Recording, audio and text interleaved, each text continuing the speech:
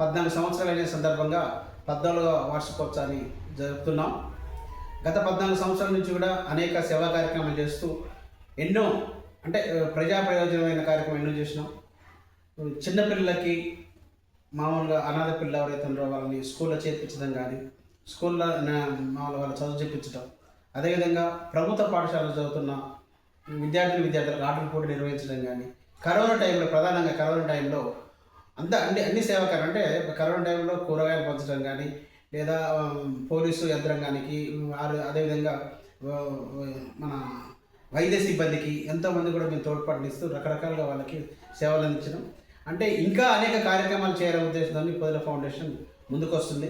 ఈ సందర్భంగా పొదిల ఫౌండేషన్ చేసే ప్రతి కార్యక్రమం కూడా ప్రధానంగా పేద ప్రజలకు సహాయంగా అందడానికి దాన్ని మనం ముందుకు తీసుకుపోతున్నాం.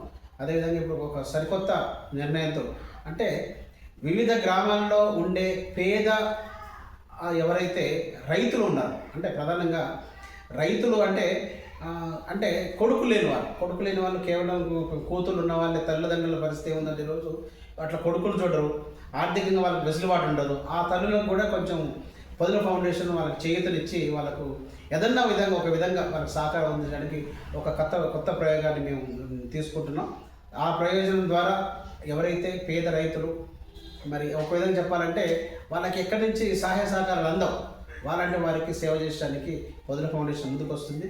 దాని అందరూ కూడా ఈ ప్రజలందరూ కూడా ప్రధానంగా పొదిల ఫౌండేషన్కి మీరు సహకరించి పొదిల ఫౌండేషన్ చేసే కార్యక్రమానికి మీరందరూ కూడా ఆశీర్వదించాలని మనం చేస్తున్నాం.